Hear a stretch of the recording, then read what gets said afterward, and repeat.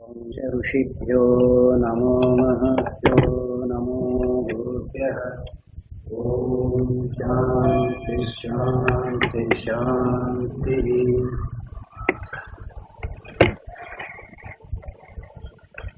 ಮೊದಲನೇ ಆಕ್ಷೇಪಣೆಗೆ ಉತ್ತರವನ್ನು ಹೇಳಿದರು. ಎಚ್ಚರದಲ್ಲಿರುವ ಪ್ರಪಂಚವನ್ನು ವಿಚಾರ ಮಾಡದೆ ಅವಸ್ಥೆಯನ್ನು ಉಂಡುಂಡೆಯಾಗಿ ವಿಚಾರ ಮಾಡಿದರೆ ಯಾವ ಪ್ರಯೋಜನವಾಗುತ್ತಿದೆ ಅಂತ ಕೇಳಿದ್ದ. ಇದಲ್ಲದೆ ಮನುಷ್ಯನು ತೀರಾ ಸಣ್ಣವನಾಗಿರುವುದರಿಂದ ಇವನು ತನ್ನ ಮೂರವಸ್ಥೆಗಳನ್ನು ವಿಚಾರ ಮಾಡಿದರೆ ಎಂದಾದರೂ ತತ್ವ ಗೊತ್ತಾಗುತ್ತಿದೆಯೇ? ಇಡೀ ಪ್ರಪಂಚಕ್ಕೆ ತಿರುಳಾಗಿರುವ ಆಧಾರವಾಗಿರುವ ಪರಮಾತ್ಮನನ್ನು ಕಂಡುಕೊಳ್ಳುವುದು ಸಾಧ್ಯವೇ ಅಂತ ಹೀಗೆ ಕೇಳಿದ್ದ. ಅದಕ್ಕೆ ಉತ್ತರವನ್ನು ಹೇಳಿದ. ಏನು, ಹೊರಗೆ ನೋಡುವುದಕ್ಕೆ ಮನುಷ್ಯನು ಸಣ್ಣವನಾಗಿದ್ದರೂ ಅವನ ಜ್ಞಾನವಿದೆಯಲ್ಲ ಸಣ್ಣದಾಗಿಲ್ಲ. ಅಖಂಡವಾದ ಆಕಾಶವನ್ನು, ಅದರಲ್ಲಿ ಇರುವ ತಾರೆಗಳನ್ನು, ಸೂರ್ಯ ಮಂಡಲವನ್ನು, ಇನ್ನೂ ಬೇರೆ ಬೇರೆ ಎಷ್ಟು ವಿಷಯಗಳು ಇದ್ದುಕೊಂಡಿವೆಯೋ ಅವುಗಳನ್ನು ತಿಳಿಯಬೇಕಾದರೆ ಜ್ಞಾನದಿಂದಲೇ ಅಲ್ಲವೇ ತಿಳಿಯಬೇಕು. ಮನುಷ್ಯನು ನೋಡುವುದಕ್ಕೆ ಸಣ್ಣವನಾದರೆ ಅವನ ಜ್ಞಾನವು ಸಣ್ಣದಾಗಿದೆಯೇ?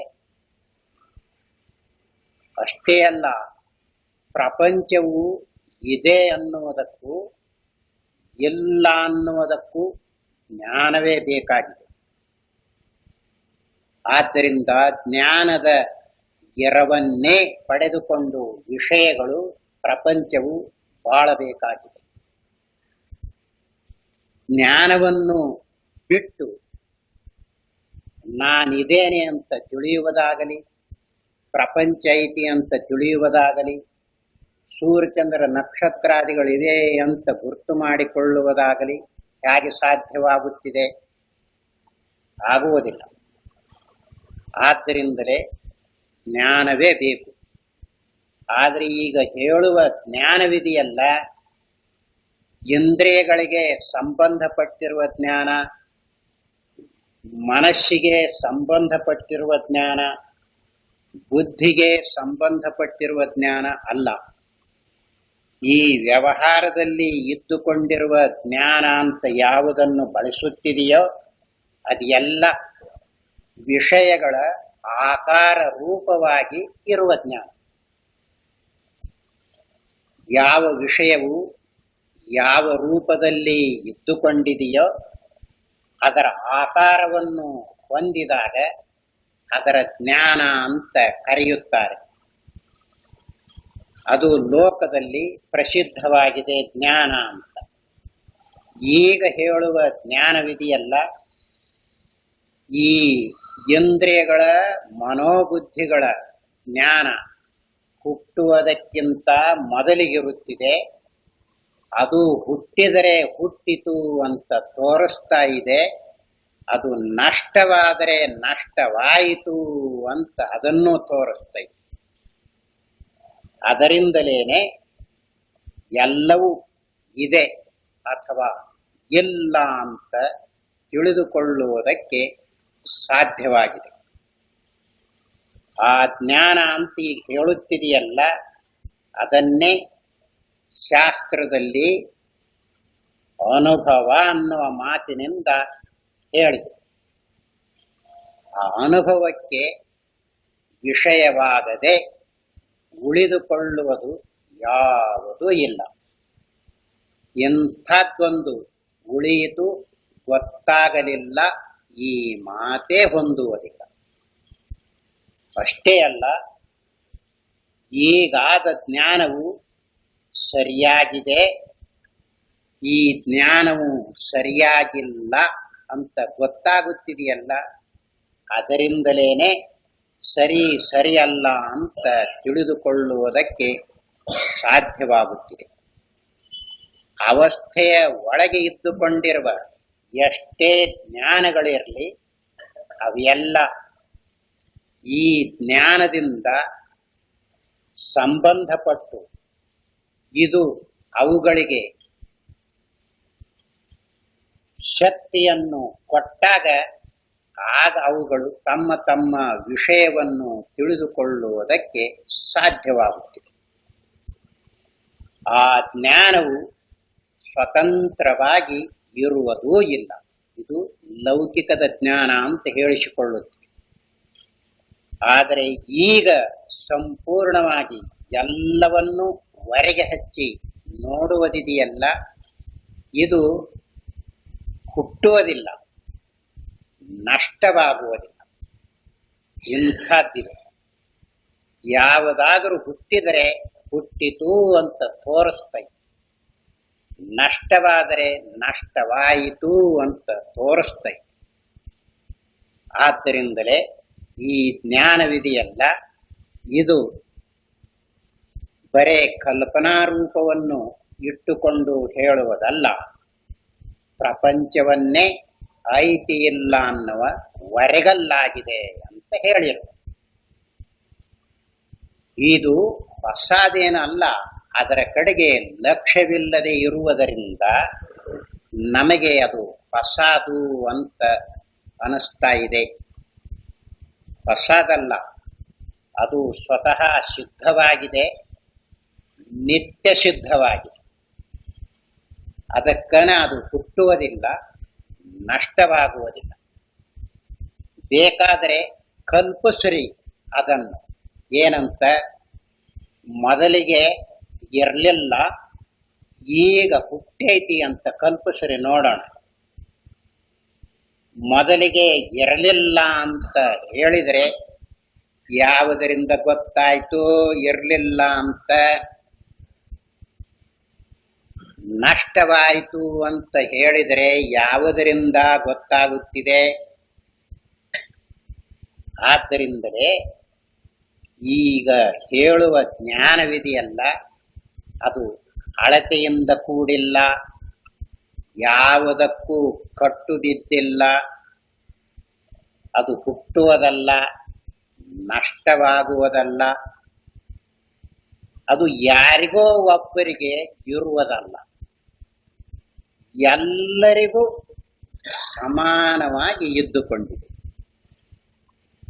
ಎಲ್ಲರಿಗೂ ಸಮಾನವಾಗಿ ಇದ್ದರೂ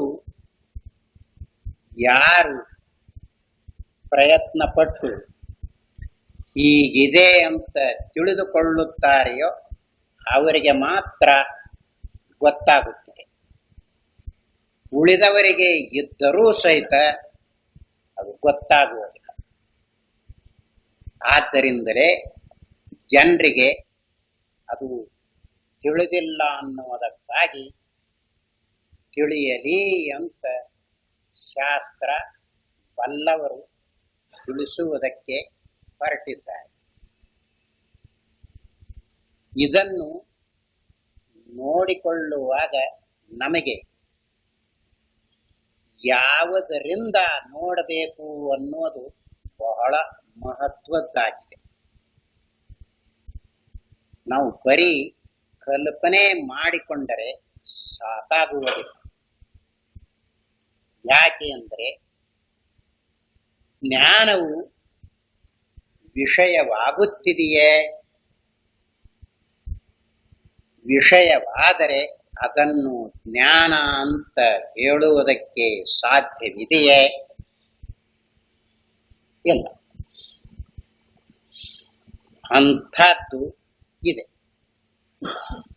ಎಲ್ಲರಿಗೂ ಇದ್ದರೂ ಅದರಿಂದಲೇನೆ ಪ್ರತಿಯೊಬ್ಬರು ಈಗ ಹೇಳುವ ಅವಸ್ಥೆಗಳನ್ನು ತಿಳಿದುಕೊಳ್ಳುತ್ತಾ ಇರುವುದು. ಎಚ್ಚರವನ್ನಾಗಲಿ, ಕನಸನ್ನಾಗಲಿ, ನಿದ್ರೆಯನ್ನಾಗಲಿ ಅದರಿಂದಲೇ ನೋಡಿಕೊಳ್ಳುವುದು, ಅನುಭವ ಮಾಡಿಕೊಳ್ಳುವುದು. ಆದರೆ ಅದರ ಸ್ವಭಾವ ಹೇಗಿದೆ ಅಂದ್ರೆ ಇದೂ ಎಚ್ಚರ, ಇದೂ ಕನಸು, ಇದೂ ನಿದ್ರೆ ಹೀಗೆ ತಿಳಿಸುವುದಿಲ್ಲ. ಹಾಗೆ ತಿಳಿಸಿದರೆ ಕಲ್ಪನೆ ಸೇರಿಕೊಳ್ಳುತ್ತಿದೆ. ಎಚ್ಚರ, ಕನಸು, ನಿದ್ರೆ ಅಂತ ಈಗ ಹೇಳುವುದು ಯಾವುದು? ಬುದ್ಧಿ. ಎಚ್ಚರದಲ್ಲಿರುವ ಬುದ್ಧಿ ಹೀಗೆ ಅದನ್ನು ಹೇಳ್ತಾ ಇದೆ. ಆದ್ದರಿಂದಲೇ ಅನುಭವದಿಂದ ನೋಡುವಾಗ ಅದು ಇಂಥದ್ದು ಅಂತ ಹೀಗೆ ತಿಳಿಸುವುದಿಲ್ಲ. ಸೂರ್ಯನು ಬೆಳಗುತ್ತಾ ಇದ್ದಾನೆ, ಇಂಥ ಊರು, ಇಂಥ ಮನೆ, ಇಂಥವನು ಹೀಗೆ ಬೆಳಗುವುದಿಲ್ಲ. ಕಲ್ಪನೆ ಮಾಡಿ ಬೆಳಗುವುದಿಲ್ಲ. ಕಲ್ಪನೆ ಮಾಡಿದರೆ ಪರಿಚ್ಛಿನ್ನವಾಗುತ್ತಿದೆ, ಕಟ್ಟಾಗುತ್ತಿದೆ, ಸಾಧನವನ್ನು ಬೇಡ್ತಾ ಇದೆ. ಆದ್ದರಿಂದಲೇ ಆ ಜ್ಞಾನಕ್ಕೆ ನೇರಾಗಿ ನೋಡುವ ಯೋಗ್ಯತೆ ಇರುವುದಿಲ್ಲ. ಅದು ಇಂದ್ರಿಯಗಳ, ಮನಸ್ಸಿನ, ಬುದ್ಧಿಯ ಜ್ಞಾನವಾಗಿರುತ್ತದೆ. ಈಗ ಹೇಳುವುದಿದೆಯಲ್ಲ, ಇದು ಯಾವ ಸಾಧನವನ್ನು ಅಪೇಕ್ಷೆ ಮಾಡುವುದಿಲ್ಲ. ಇಂದ್ರಿಯಗಳನ್ನಾಗಲಿ ಮನೋಬುದ್ಧಿಗಳನ್ನಾಗಲಿ ನೇರಾಗಿ ತೋರಿಸ್ತೈತೆ, ನೇರಾಗಿ ಬೆಳಗುತ್ತೈತೆ, ನೇರಾದ ಅನುಭವ ಅಂತ ಹೇಳಿಸಿಕೊಳ್ಳುತ್ತೀವಿ. ಇದಕ್ಕೇನೆ ಶಾಸ್ತ್ರದಲ್ಲಿ ಸಾಕ್ಷಿ ಅಂತ ಕರೆಯುತ್ತಾರೆ.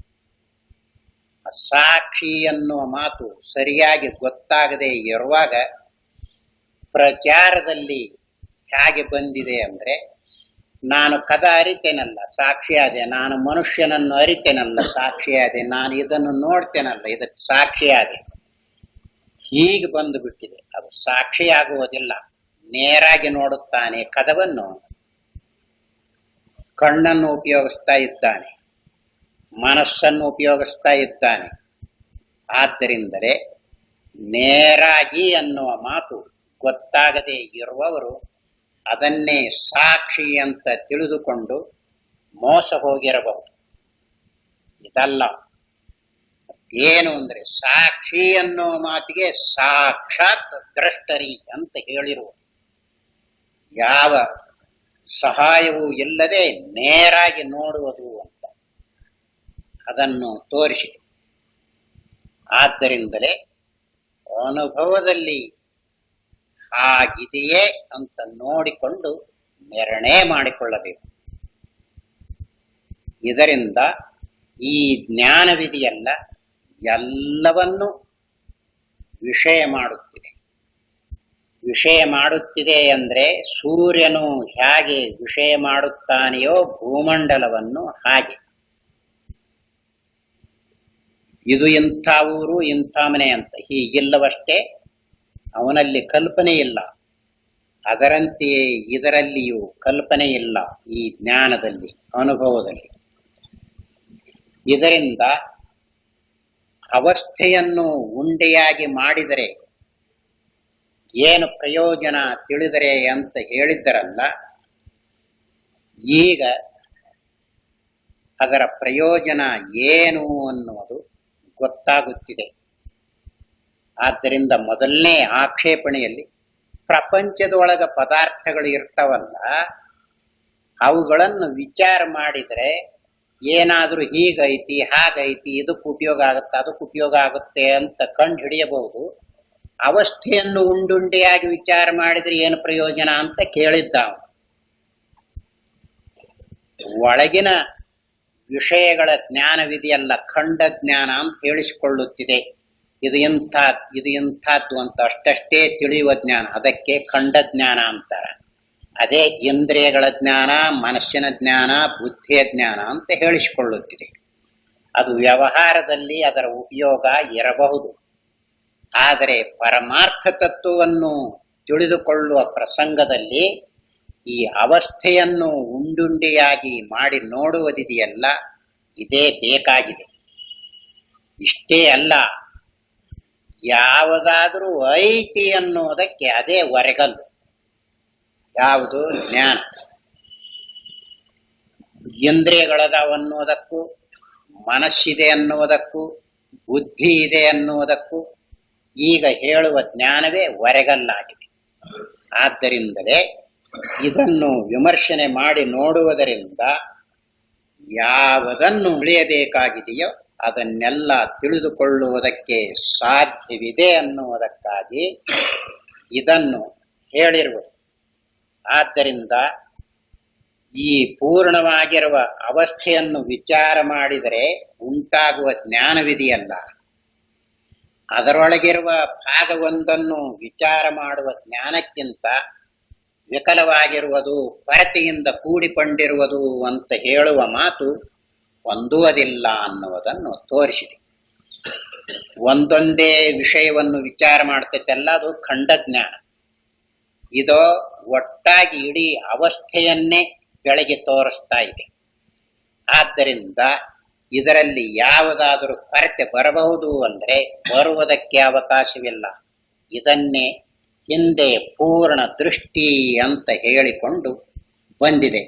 ಈ ಪೂರ್ಣ ದೃಷ್ಟಿಯ ವಿಷಯವಿದೆಯಲ್ಲ, ಯಾರು ಬರೀ ಎಚ್ಚರದ ಅವಸ್ಥೆಯಲ್ಲಿ ನಿಂತು ಅಳೆಯುವುದಕ್ಕೆ ಹೋಗ್ತಾ ಇದ್ದಾರೆಯೋ ಅವರಿಗೆ ಗೊತ್ತಾಗುವುದಿಲ್ಲ. ಯಾಕೆ ಅಂದ್ರೆ ಎಚ್ಚರದ ಅವಸ್ಥೆಯಲ್ಲಿ ಬುದ್ಧಿ ಹೇಗೆ ಹೇಳ್ತೈತೋ, ಮನಸ್ಸು ಹೇಗೆ ಹೇಳ್ತೈತೋ ಅದನ್ನಿಟ್ಟುಕೊಂಡು ನೋಡುವುದಕ್ಕೆ ಹೋಗ್ತಾ ಇದ್ದಾರೆ. ಇಲ್ಲಿ ಹಾಗಲ್ಲ, ಎಲ್ಲವನ್ನು ತೋರಿಸ್ತಾ ಇದೆ. ಆದ್ದರಿಂದ ಈ ಅಖಂಡವಾದ ಪೂರ್ಣವಾದ ದೃಷ್ಟಿಯನ್ನು ಉಪಯೋಗಿಸಿಕೊಂಡರೆ ಇದರಲ್ಲಿ ಯಾವುದಾದರೂ ಕೊರತೆಯಾದೀತು ಅನ್ನುವ ಪ್ರಸಂಗವೇ ಇಲ್ಲ. ಅದನ್ನು ಇಲ್ಲಿ ಹೇಳಿ, ಈಗ ಎಚ್ಚರದ ದೃಷ್ಟಿಯಿಂದಲೇ ವಿಚಾರ ಮಾಡಿದರೆ ಏನು ದೋಷ ಬರುತ್ತಿದೆ ಅಂತ ಒಂದು ಪ್ರಶ್ನೆ ಮಾಡಿದ್ನಲ್ಲ, ಆಕ್ಷೇಪಣೆ, ಅದಕ್ಕೀಗ ಉತ್ತರವನ್ನು ಹೇಳ್ತಾ ಇದ್ದಾರೆ. ಇದು ಮುಖ್ಯವಾಗಿ ಬೇಕಾಗಿದೆ. ಯಾಕೆ ಅಂದ್ರೆ ಬರೀ ಎಚ್ಚರವೊಂದನ್ನೇ ಇಟ್ಟುಕೊಂಡು ವಿಚಾರ ಮಾಡಿದರೆ ಯಾವ ದೋಷವು ಪ್ರಾಪ್ತವಾಗುತ್ತಿದೆ ಅಂತ ಸರಿಯಾಗಿ ತಿಳಿಯಿತು ಅಂದ್ರೆ ಆಗ ಮೂರವಸ್ಥೆಗಳನ್ನು ಸಮಾನ ದೃಷ್ಟಿಯಿಂದ ನೋಡಬೇಕು ಅನ್ನೋದು ತಿಳಿದು ಬರುತ್ತಿದೆ. ಅದಕ್ಕನ ಈಗ ಎಚ್ಚರದ ದೃಷ್ಟಿಯಲ್ಲಿರುವ ದೋಷವೇನು ಅನ್ನುವುದನ್ನು ತೋರಿಸ್ತಾ ಇದ್ದಾರೆ. ಈಗ ಮತ್ತೊಂದು ಆಕ್ಷೇಪವನ್ನು ಸಮಾಲೋಚನೆಗೆ ತೆಗೆದುಕೊಳ್ಳಬೇಕು.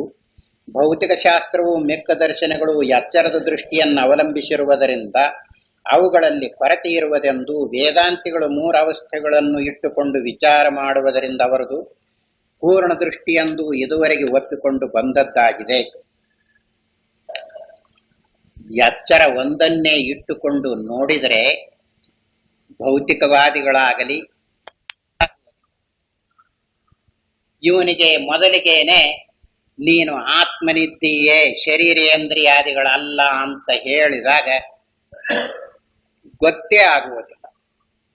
ಇದನ್ನು ಬಿಡಿಸಿ ತೋರಿಸುವುದಕ್ಕಾಗಿಯೇ ಶಾಸ್ತ್ರದಲ್ಲಿ ಮೂರವಸ್ಥೆಗಳನ್ನು ಹೇಳಿದೆ.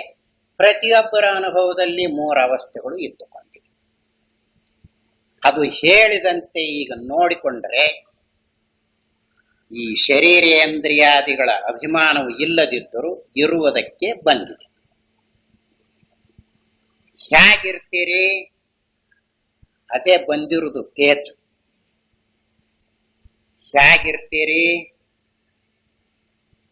ಈಗ ಕನ್ನಡ್ಯಾಗ ನೋಡ್ಕೊಂಡು ಫೋಟೋ ತೆಗೆಸಿಕೊಂಡು ಇದ್ದೀರಲ್ಲ, ಹೀಗಿರ್ತೀರಾ?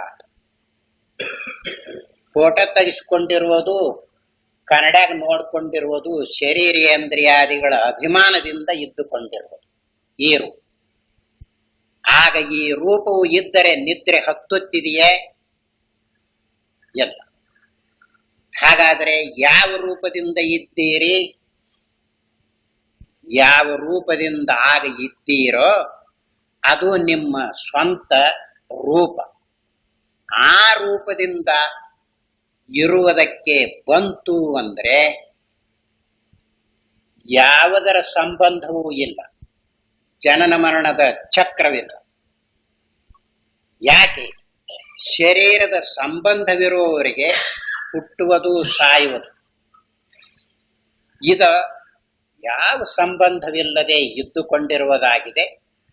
ಅನುಭವವನ್ನು ಸರಿಯಾಗಿ ನೋಡಿಕೊಂಡ್ರೆ ಗೊತ್ತಾಗುತ್ತದೆ. ಅದಕ್ಕಾಗಿ ಮೂರವಸ್ಥೆಗಳ ವಿಚಾರ ಎಷ್ಟು ಮಹತ್ವದ್ದು ಅಂತ ಇದರ ಪ್ರಸಂಗ ಬಂದಾಗ ಗೊತ್ತಾಗ್ತಾ ಇದೆ. ಹಾಗೆಯೇ ವ್ಯವಹಾರ ಮಾಡುವ ಪ್ರಸಂಗದಲ್ಲಿ ಹಾಳಾದ ನಿದ್ರೆ ಬಂದು ರಾತ್ರಿ ದುಡಿಯುವುದಕ್ಕೆ ಸಹಿತ ಕಟ್ಟಾಗತ್ತ ನೋಡು. ನಿದ್ರೆ ತಾಳಕ್ಕಾಗವಲ್ತ್ರಿ. ರಾತ್ರಿ ಅಷ್ಟು ದುಡಿದಿದ್ರೆ 20 ಕೊಡ್ತಿದ್ರು, ಹಗಲಿ 20, ರಾತ್ರಿ 20, 4 ಆಗ್ತಿತ್ತು. ಈಗ ಸಾಲವಲ್ದು ಅಂತ ಹೇಳಿಕೊಳ್ತಾ ಇದ್ದಾನೆ, ನಿದ್ರೆ ಬರಬಾರ್ದು ಅಂತ. ಅದೇನು ಬಿಡುವುದಿಲ್ಲ ಅನ್ನು. ಹೀಗಿದೆ. ಯಾರಿಗೆ ಎಚ್ಚರದ ಅಭಿಮಾನವು ಇದ್ದುಕೊಂಡಿದೆಯೋ ಅವರಿಗೆ ಕನಸು ನಿದ್ರೆಯ ಮಹತ್ವ ತಿಳಿದಿಲ್ಲ. ಅದಕ್ಕಾಗಿ ಶಾಸ್ತ್ರದಲ್ಲಿ ಮೂರವಸ್ಥೆಗಳನ್ನು ಇಟ್ಟುಕೊಂಡು ನೋಡಿದರೆ ಪೂರ್ಣ ದೃಷ್ಟಿಯಾಗುತ್ತೆ. ಒಂದೇ ಅವಸ್ಥೆಯನ್ನಿಟ್ಟುಕೊಂಡು ನೋಡಿದರೆ ದೋಷವಾಗುತ್ತಿದೆ ಅಂತ ಈಗ ಏನು ದೋಷ ಐತಿ ಅನ್ನುವುದನ್ನು ತೋರಿಸ್ತಾ ಇದ್ದಾರೆ. ನಾವು ಹುಟ್ಟಿ ಬೆಳೆದು ತಿಳುವಳಿಕೆಯನ್ನು ಸಂಪಾದಿಸುವುದೆಲ್ಲ ಎಚ್ಚರದಲ್ಲಿಯೇ ಆಗಿರುತ್ತದೆ. ಈಗ ಎಚ್ಚರದ ಅವಸ್ಥೆ ಇದು ಒಂದೇ ಸಾಕು ಅನ್ನುವವನ ಮಾತನ್ನು ಮೊದಲಿಗೆ ಹೇಳ್ತಾ ಇದ್ದಾರೆ. ಜನರಿಗೆ ಏನ್ ಅನಿಸಿರ್ತೈತಿ ನೋಡು, ಅದನ್ನು ಹೇಳ್ತಾರ, ನಂತರ ಅದಕ್ಕೆ ಉತ್ತರ ಹೇಳ್ತಾರೆ. ನಾವು ಹುಟ್ಟಿ ಬೆಳೆದು ತಿಳುವಳಿಕೆಯನ್ನು ಸಂಪಾದಿಸುವುದೆಲ್ಲ ಎಚ್ಚರದಲ್ಲಿಯೇ ಆಗಿರುತ್ತದೆ. ನಮಗೆ ಆಗುವ ಸುಖ ದುಃಖಗಳಿಗೆ ಎಚ್ಚರದಲ್ಲಿಯೇ ಬೆಲೆ. ಏಕೆಂದರೆ ಎಚ್ಚರದಲ್ಲಿ ಸಿಕ್ಕುವ ಸುಖವು ನೇತವಾಗಿ ಇಂಥ ಸಾಮಗ್ರಿಯಿಂದ ದೊರಕುವುದೆಂದು ಗೊತ್ತಾಗಿರುವುದರಿಂದ ಆ ಸುಖವನ್ನು ಮತ್ತೆ ಸಂಪಾದಿಸಿಕೊಳ್ಳಬೇಕೆಂಬ ಇಚ್ಛೆ ಉಂಟಾಗುವುದು ಸಹಜವಾಗಿದೆ. ಅಂಥ ಸುಖದ ಸಾಮಗ್ರಿಯನ್ನು ಒದಗಿಸಿಕೊಳ್ಳುವುದಕ್ಕೆ ಪ್ರಯತ್ನ ಮಾಡುವುದೆಂಬ ವ್ಯವಹಾರವು ಯುಕ್ತವಾಗಿರುತ್ತದೆ. ಹೀಗೆ ಎಚ್ಚರದಲ್ಲಿ ನಮಗೆ ಆಗುವ ದುಃಖವು ಏತರಿಂದ ಆಯಿತೆಂಬುದನ್ನು ನಿರೀಕ್ಷಣ ಪ್ರಯೋಗಗಳಿಂದ ಗೊತ್ತುಪಡಿಸಬಹುದು. ಈ ದುಃಖ ಕಾರಣವನ್ನು ನೀಗಿಕೊಳ್ಳುವುದಕ್ಕೂ ಪ್ರಯತ್ನಿಸಬಹುದು. ಆದರೆ ನಮಗೆ ದಿನಕ್ಕೊಂದು ಬಗೆಯಾಗಿ ತೋರಿ ಹಾರುವ ಕನಸಿನಲ್ಲಿ ಉಂಟಾಗುವ ಸುಖ ದುಃಖಗಳ ನಿಮಿತ್ತವನ್ನು ಕಂಡುಹಿಡಿದು ಎಚ್ಚರದಂತೆ ಅಲ್ಲಿ ಯಾವುದಾದರೂ ನೇತವಾದ ವ್ಯವಹಾರವನ್ನು ಕೈಗೊಳ್ಳುವುದಕ್ಕಾದೀತೇನು? ಎಂದಿಗೂ ಆಗಲಾರದು. ಈಗ ಬರೀ ಎಚ್ಚರದ ದೃಷ್ಟಿಯ ಹೆಚ್ಚುಗಾರಿಕೆಯನ್ನು ಅವನು ಹೇಳ್ತಾ ಇದ್ದಾನೆ. ಮುಂದೆ ಉತ್ತರವನ್ನು ಹೇಳುವಾಗ ತೋರಿಸ್ತಾ ಇದ್ದಾರೆ. ಎಚ್ಚರದಲ್ಲಿಯೇ ಹುಟ್ಟಿ ಬೆಳೆದು ಎಲ್ಲ ವ್ಯವಹಾರ ಮಾಡ್ತಾ ಇರುವುದು. ಏನಾದರೂ ಕಲಿಬೇಕಾದ್ರೆ ಎಚ್ಚರ ಇರಬೇಕು. ಈಗ ಸುಖ ದುಃಖಾದಿಗಳು ಬಂದರೆ ಸುಖ ಬರುವುದಕ್ಕೆ ಯಾವ ಸಾಮಗ್ರಿಯನ್ನು ಕೂಡಿಸಿಕೊಂಡರೆ ಬರುತ್ತದೆಯೋ ಅಂಥ ಸಾಮಗ್ರಿಯನ್ನು ಕೂಡಿಸಿಕೊಂಡು ಸುಖ ಬರುವಂತೆ ಮಾಡಿಕೊಳ್ಳಬಹುದು.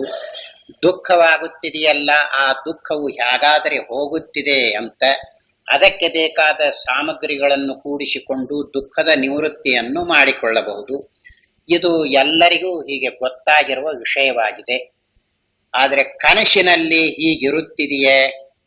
ಕನಸಿನಲ್ಲಿ ಸುಖ ದುಃಖಾದಿಗಳು ಆಗುತ್ತಿವೆಯಲ್ಲ, ಅಲ್ಲಿ ಯಾರು ಪ್ರಯತ್ನ ಮಾಡಿ ದುಃಖ ನಿವೃತ್ತಿ ಮಾಡಿಕೊಳ್ಳಬೇಕು, ಸುಖ ಬರಬೇಕು ಅಂತ ಪ್ರಯತ್ನ ಮಾಡ್ತಾ ಇದ್ದಾರೆ ಎಲ್ಲ ಅಂತ ಅವನಿಗೆ ಎಚ್ಚರದ ದೃಷ್ಟಿಯಿಂದ ನೋಡಿ ಹೇಳ್ತಾ ಇದ್ದಾನೆ. ಈಗ ಅವನ ಮಾತನ್ನು ಹೇಳ್ತಾ ಇರುವುದು.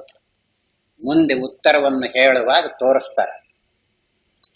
ಗಾಢ ನಿದ್ರೆಯಲ್ಲಂತೂ ವ್ಯವಹಾರಕ್ಕೆ ಪ್ರಯೋಜನವಾಗಬಹುದಾದ ಯಾವುದೊಂದು ವಿಷಯವನ್ನು ಹೊಸದಾಗಿ ಕಂಡುಹಿಡಿಯುವ ನಿರೀಕ್ಷಣೆಯೇ ಇಲ್ಲ. ನಿದ್ರೆಯಲ್ಲಿ ಏನಿರ್ತತಿ, ಸುಮ್ಮನೆ ಬಿದ್ದಿರ್ತೇವಪ್ಪ. ಯಾವುದಾದ್ರೂ ಹೊಸದಾಗಿ ವಿಷಯವನ್ನು ಕಂಡುಹಿಡಿಯುವುದಕ್ಕೆ ಸಾಧ್ಯವಾಗುತ್ತಿದೆಯೇ? ಎಲ್ಲ.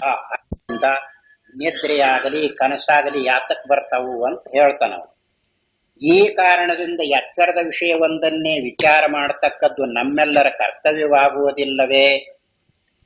ಇದರಿಂದ ಎಚ್ಚರದ ದೃಷ್ಟಿಯಿಂದಲೇ ಎಚ್ಚರದಲ್ಲಿರುವ ಪ್ರಪಂಚವನ್ನು ವಿಚಾರ ಮಾಡುವುದು ಮುಖ್ಯ ಅಂತ ಎಲ್ಲರಿಗೂ ಅನಿಸ್ತೈತೋ ಇಲ್ಲವೋ?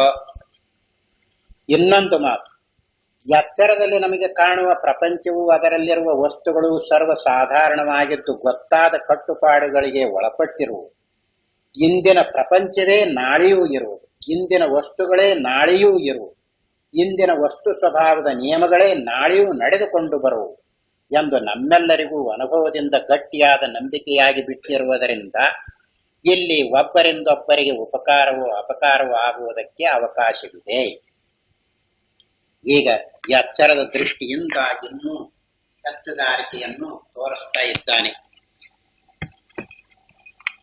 ಎಚ್ಚರದ ವಿಷಯವನ್ನು ನಾವು ವಿಚಾರ ಮಾಡುವಾಗ ನಮಗೆ ಬೇಕಾದ ಸಾಮಗ್ರಿಗಳನ್ನು ಕೂಡಿಸಿಕೊಳ್ಳುವುದು, ನೋಡುವುದು. ಯಾಕೆ ಅಂದ್ರೆ ಇವತ್ತ ನೋಡಿದ ಪ್ರಪಂಚವೇ ನಾಳೆಯೂ ಇರ್ತದೆ.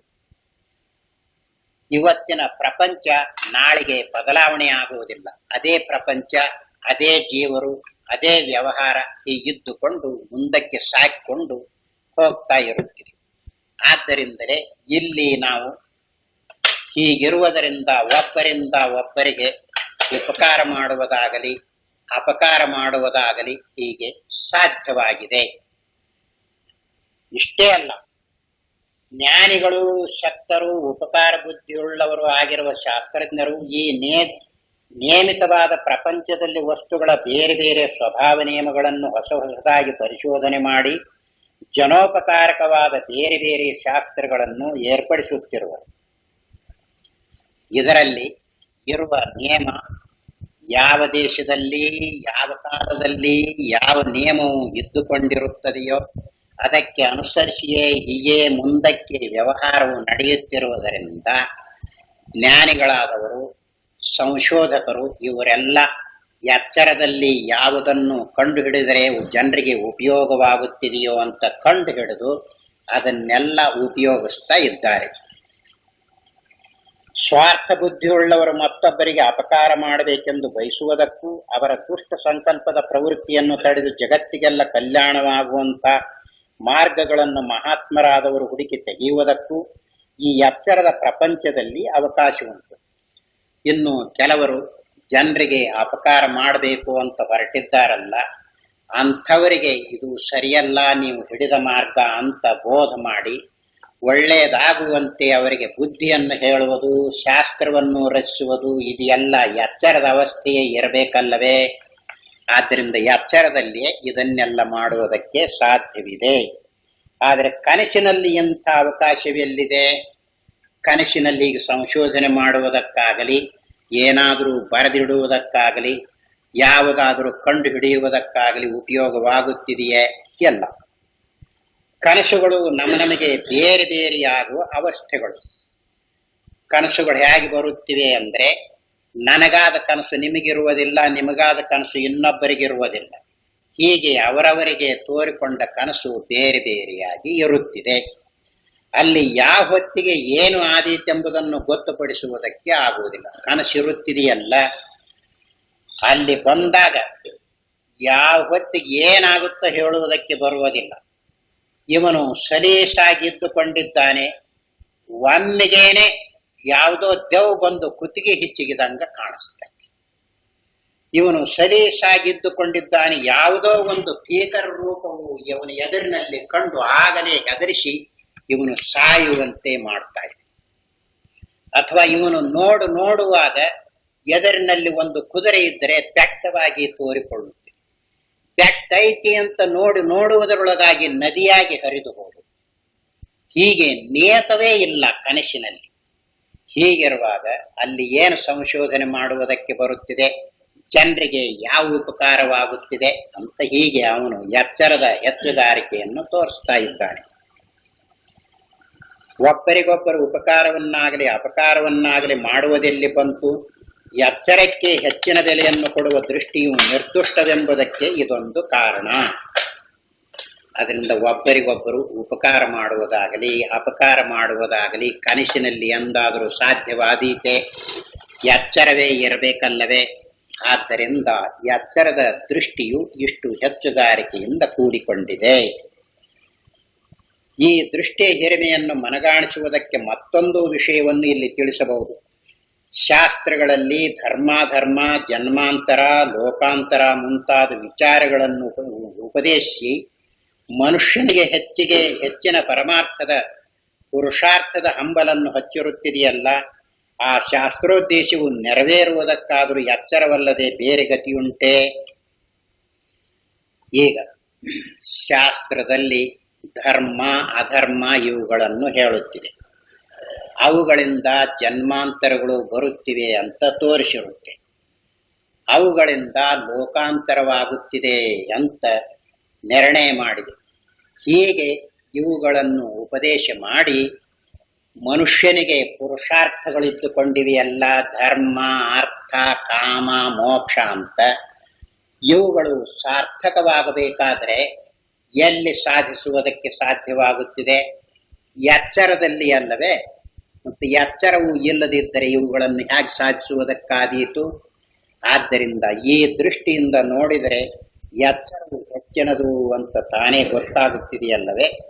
ಶಾಸ್ತ್ರವಾಗಲಿ ಸದ್ಗುರುವಾಗಲಿ ಎಚ್ಚರದಲ್ಲದೆ ನಮಗೆ ಮತ್ತೆಲ್ಲಿ ಸಿಕ್ಕಬೇಕು? ಈ ವಿಷಯವನ್ನು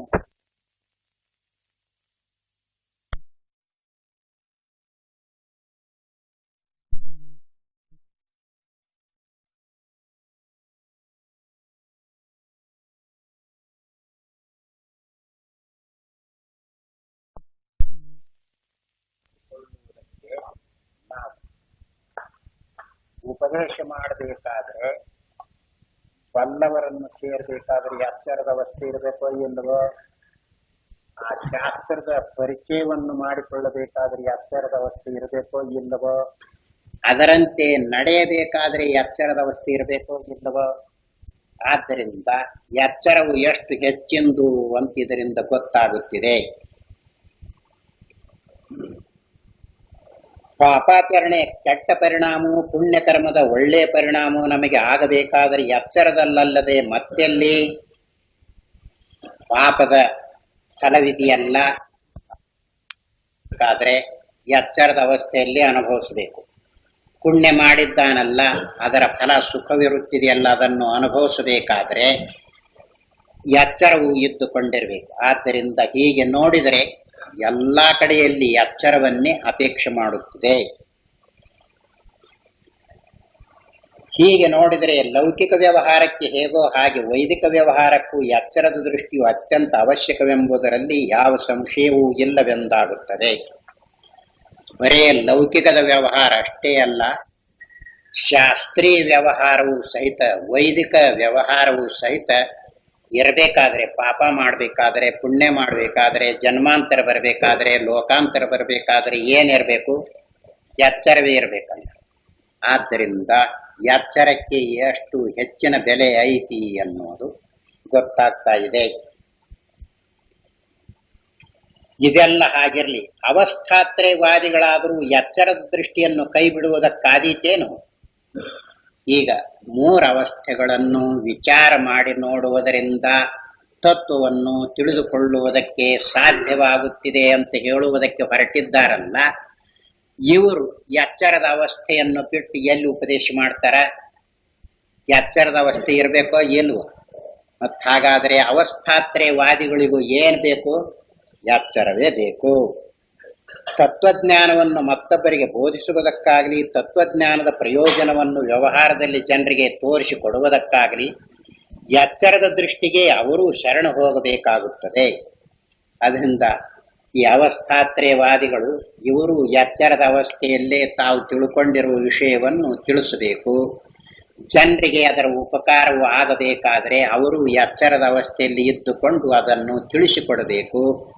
ಹೀಗಿರುವಾಗ ಎಚ್ಚರವನ್ನು ಬಿಟ್ಟಿರುವುದಕ್ಕಾಗುತ್ತಿದೆಯೇ ಅವರಿಗೆ? ಎಲ್ಲ. ಆದ್ದರಿಂದ ಎಚ್ಚರದ ಅವಸ್ಥೆಗೆ ಅವರು ಹೆಚ್ಚಿನ ಬೆಲೆಯನ್ನು ಕೊಡಬೇಕಾಯಿತು. ಹಾಗಲ್ಲದೆ ಅವರು ಎಚ್ಚರದ ದೃಷ್ಟಿಯನ್ನು ಬಿಟ್ಟರೆ ಮತ್ತೆ ಯಾವ ದೃಷ್ಟಿಯಿಂದ ತಾನೇ ನಮ್ಮೆಲ್ಲರನ್ನು ನೋಡಬೇಕು? ಈಗ ಅವಸ್ಥೆಗಳನ್ನು ಹೇಳಬೇಕಾದ್ರೆ, ನಮಗೆ ಉಪದೇಶ ಮಾಡಬೇಕಾದ್ರೆ ಅವರಿಗೆ ಎಚ್ಚರ ಇರಬೇಕೋ ಇಲ್ವೋ? ಅವರಿಗೆ ಎಚ್ಚರ ಇದ್ರನ ಅಲ್ಲ ನಮ್ಮನ್ನ ಅವರು ನೋಡ್ತಾ ಇರುವುದು. ಮತ್ತ ಅವರಿಗೆ ಎಚ್ಚರ ಇಲ್ಲದಿದ್ದರೆ ನಮ್ಮನ್ನು ಎಲ್ಲಿ ನೋಡ್ತಾರ? ಅವರು ಬರುವುದಿಲ್ಲ. ಆದ್ದರಿಂದಲೇ ಎಚ್ಚರದ ಅವಸ್ಥೆ ಎಷ್ಟು ಹೆಚ್ಚಿಂದು ಅಂತ ಲೌಕಿಕದವರಿಗೂ ವೈದಿಕದವರಿಗೂ ಅವಸ್ಥಾತ್ರಯವಾದಿಗಳಿಗೂ ಬೇಕೇ ಬೇಕಾಗಿದೆ. ಎಚ್ಚರದ ದೃಷ್ಟಿಯಲ್ಲಿ ದೋಷವಿದೆ ಎಂಬುದು ಕೆಲವು ವಾದಿಗಳು ಜನರ ಮೇಲೆ ತಳೆದಿರುವ ಮಂಕುಬೂದಿ ಎಂದು ಭೌತಿಕ ಶಾಸ್ತ್ರ, ನೀತಿಶಾಸ್ತ್ರ, ಭಕ್ತಿಶಾಸ್ತ್ರಗಳಿಂದ ಜನರಿಗೆ ಆಗುವ ಮಹಾ ಪ್ರಯೋಜನಗಳಿಗಿದೊಂದು ದೊಡ್ಡ ಅಡಚಣೆ ಎಂದು ತೋರುತ್ತದೆ. ಬರೇ ಅವಸ್ಥಾತ್ರಯವನ್ನು ವಿಚಾರ ಮಾಡಬೇಕು ಅಂತ ಹೇಳಿದ್ದಾರಲ್ಲ, ಎಚ್ಚರದ ದೃಷ್ಟಿಯಲ್ಲಿ ದೋಷ ಐತಿ ಅಂತ ತೋರಿಸುವುದಕ್ಕೆ ಹೊರಟಿದ್ದಾರಲ್ಲ ಅವಸ್ಥಾತ್ರಯವಾದಿಗಳು, ಅವರು ಹೇಳುವ ಮಾತು ಹೇಗಿದೆ ಅಂದ್ರೆ, ನೋಡು, ಭೌತಿಕ ಶಾಸ್ತ್ರವಿದೆಯಲ್ಲ, ಭೌತಿಕ ಶಾಸ್ತ್ರದಿಂದ ಏನೇನು ಉಪಯೋಗವಾಗುತ್ತಿದೆಯೋ ಅದನ್ನು ಅವರು ಕೆಡಿಸಿದಂತೆ ಆಗುತ್ತಿದೆ. ಮತ್ತು ನೀತಿ ಶಾಸ್ತ್ರವಿದೆಯಲ್ಲ, ನೀತಿ ಶಾಸ್ತ್ರಕ್ಕೂ ವಿರೋಧವಾಗ್ತದೆ. ನೀತಿ ಶಾಸ್ತ್ರ ಅಂದ್ರೆ ತ್ರಿಕರಣ ಶುದ್ಧಿಯೇ ನೀತಿ ಅಂತ ಇದ್ದುಕೊಂಡಿದೆ. ಶರೀರವಾಗಲಿ, ವಾಕ್ಕಾಗಲಿ, ಮನಸ್ಸಾಗಲಿ ಶುದ್ಧ ರೂಪವಾಗಿದ್ದರೆ ಅವರಿಗೆ ನೀತಿಯಿಂದಿರುವುದಕ್ಕೆ ಬರುತ್ತಿದೆ. ಆ ಶಾಸ್ತ್ರವು ಅದರ ಪ್ರಯೋಜನವಾಗಬೇಕಾದ್ರೆ ಎಚ್ಚರ ಇರಬೇಕೋ ಇಲ್ಲವೋ ಅದು. ಇನ್ನು ಭಕ್ತಿ ಶಾಸ್ತ್ರವಿದೆಲ್ಲ, ಭಕ್ತಿ ಮಾಡಬೇಕಾದ್ರೆ ಎಲ್ಲಿ ಮಾಡಕ್ ಬರ್ತತಿ? ಎಚ್ಚರದ ಅವಸ್ಥೆ ಇದ್ರೆ ಅಲ್ಲವೇ ಭಕ್ತಿ ಮಾಡಕ್ ಬರುದು. ಆದ್ದರಿಂದ ಬರೇ 3 ಅವಸ್ಥೆಗಳನ್ನು ವಿಚಾರ ಮಾಡಿದ್ರೆ ತತ್ವ ತಿಳಿತೈತಿ. ಬರೇ ಒಂದ ಎಚ್ಚರದ ಅವಸ್ಥೆಯ ದೃಷ್ಟಿಯಿಂದ ನೋಡಿದರೆ ದೋಷವಾಗುತ್ತಿದೆ ಅಂತ ಹೇಳ್ತಾರಲ್ಲ, ಅವರು ಈ ಶಾಸ್ತ್ರಕ್ಕೆಲ್ಲ ವಿರೋಧವಾಗುತ್ತಾರೆ ಅಂತ ಆಗುತ್ತಿದೆಯೋ ಇಲ್ಲವೋ? ಅವಸ್ಥಾತ್ರಯ ದೃಷ್ಟಿ ಎಂಬ ಬೇರೊಂದು ದೃಷ್ಟಿಯಿಂದ ವಿಚಾರ ಮಾಡುತ್ತೇವೆ ಎಂಬುದು ಕೆಲವು ಹೊಸವಾದಿಗಳು ಹುಟ್ಟಿ ಹಾಕಿರುವ ಕಣ್ಣು ಕಟ್ಟಿನ ಗಿಡವೇ ಹೊರತು ಅದರಿಂದ ನಿಜವಾಗಿ ಯಾವ ಫಲವೂ ದೊರಕುವ ಹಾಗಿಲ್ಲ. ಅದು ಏನೋ ಕಣಕಟ್ಟು ಮಾಡಿದಂಗ ಮಾಡ್ತಾರ ಅವಸ್ಥಾತ್ರಯವಾದಿಗಳು. ಅವರ ಮಾತು ಕೇಳಬ್ಯಾಡ್ರಿ ಅಂತ ಇಲ್ಲಿ ಹೇಳ್ತಾ ಇರುವುದು. ಆದ್ದರಿಂದ ಯಾವ ವಾದಿಗಳು ಎಚ್ಚರದ ದೃಷ್ಟಿಯನ್ನು ಕೈ ಬಿಡುವ ಹಾಗೆ ಇಲ್ಲವಾದ್ದರಿಂದ ಅವಸ್ಥಾತ್ರಯ ಪರೀಕ್ಷೆ ಎಂಬುದು ಅಸಾಧಾರಣ ಪ್ರಕ್ರಿಯೆ ಅಲ್ಲವೆಂದು ಸಿದ್ಧವಾಗುತ್ತದೆ. ಯಾವ ಶಾಸ್ತ್ರಕಾರರಿಗೆ ಆಗಲಿ, ಯಾರಿಗೇ ಆಗಲಿ ಎಚ್ಚರದ ದೃಷ್ಟಿಯನ್ನು ಬಿಡುವುದಕ್ಕೆ ಆಗುವುದಿಲ್ಲ. ಎಚ್ಚರದ ಅವಸ್ಥೆ ಇರಬೇಕಲ್ಲವೇ ಏನಾದರೂ ಸಾಧಿಸಬೇಕಾದರೆ. ಆದ್ದರಿಂದ ಈಗ ಅವಸ್ಥಾತ್ರಯವಾದಿಗಳು ಯಾವುದೋ ಒಂದನ್ನು ಹೇಳುವುದಕ್ಕೆ ಬಂದಿದ್ದಾರಲ್ಲ, ಅದು ಸರಿಯಲ್ಲ, ಅದು ಅಸಾಧಾರಣ ಪ್ರಕ್ರಿಯೆಯಲ್ಲ. ಅಸಾಧಾರಣವೆಂದರೆ ಆ 3 ಅವಸ್ಥೆಗಳನ್ನು ವಿಚಾರ ಮಾಡಿದರೆ ತತ್ವ ತಿಳಿಯುತ್ತಿದೆ, ಇಲ್ಲದಿದ್ದರೆ ಇಲ್ಲ ಅಂತ ತೋರಿಸುವುದಕ್ಕೆ ಬಂದ ಪ್ರಕ್ರಿಯೆ ಅದು. ಆದ್ದರಿಂದ ಅದನ್ನು ಅಸಾಧಾರಣ ಪ್ರಕ್ರಿಯೆ ಅಂತ ಕರೆದಿದೆ. ಆದ್ದರಿಂದ ಹೀಗೆ ಎಚ್ಚರದ ದೃಷ್ಟಿಯ ಮಹತ್ವವನ್ನು ಈವರೆಗೂ ಹೇಳಿದ್ದಾರೆ. ಎಚ್ಚರ ದೃಷ್ಟಿಯ ಪರವಾಗಿ ಹೇಳಬಹುದಾದದ್ದನ್ನು ನಮ್ಮ ಕೈಯಲ್ಲಾದಷ್ಟು ಬಲವಾಗಿ ಮೇಲೆ ಕೊಟ್ಟಿರುತ್ತೇವೆ. ಅವಸ್ಥಾತ್ರಯ ಮಾರ್ಗದಲ್ಲಿ ಹೆಜ್ಜೆ ಇಡದೆ ವಿಚಾರ ಮಾಡುವ ಲೌಕಿಕರೇ ಆಗಲಿ, ಶಾಸ್ತ್ರಜ್ಞರೇ ಆಗಲಿ ಎಚ್ಚರದ ದೃಷ್ಟಿಯನ್ನೇ ಗಟ್ಟಿಯಾಗಿ ಹಿಡಿದುಕೊಂಡಿರುವುದರಿಂದಲೂ, ಈ ದೃಷ್ಟಿಯ ತತ್ವ ನಿರ್ಧಾರಣಕ್ಕೆ ಬಲವಾದ ಅಡ್ಡಿಯಾಗಿರುವುದರಿಂದಲೂ ಇದರ ಬಲಾಬಲಗಳನ್ನು ಸಾವಧಾನವಾಗಿ ಪರೀಕ್ಷಿಸುವುದು ತತ್ವ ವಿಚಾರಕರಿಗೆ ಅತ್ಯವಶ್ಯವಾಗಿರುತ್ತದೆ. ಈಗ ಎಚ್ಚರದ ದೃಷ್ಟಿಯ ಪರವಾಗಿ ಏನು ಹೇಳಬೇಕು ಅನ್ನೋ ವಿಷಯವನ್ನು ಹೇಳಿದ್ದಾರೆ. ಈ ಎಚ್ಚರದ ಅವಸ್ಥೆಯ ಈ ದೃಷ್ಟಿ ಒಂದನ್ನೇ ಇಟ್ಟುಕೊಂಡು ವಿಚಾರ ಮಾಡ್ತಾ ಇದ್ದಾರಲ್ಲ, ಇದು ಏನಾಗಿದೆ ಅಂದರೆ ತತ್ವವನ್ನು ತಿಳಿದುಕೊಳ್ಳುವುದಕ್ಕೆ ಬಲವಾದ ಅಡ್ಡಿಯಾಗಿದೆ. ಆದ್ದರಿಂದಲೇ ಇದನ್ನು ಇಲ್ಲಿ ವಿಚಾರ ಮಾಡಿ ಮುಮುಕ್ಷುಗಳಿಗೆ, ಜಿಜ್ಞಾಸುಗಳಿಗೆ ತಿಳಿಸಬೇಕು ಅಂತ ಹೊರಟಿರುವುದು. ಅದು ಈವರೆಗೂ ಆಕ್ಷೇಪಣೆಯನ್ನು ಮಾಡಿದೆಯಲ್ಲ, ಹೀಗೈತಿ ಹೀಗೈತಿ ಅಂತ. ಅದನ್ನು ಕೇಳುವಾಗ ಏನನಿಸ್ತೈತಿ? ಹೌದು ಅಂತ ಅನಿಸ್ತೈತಿ.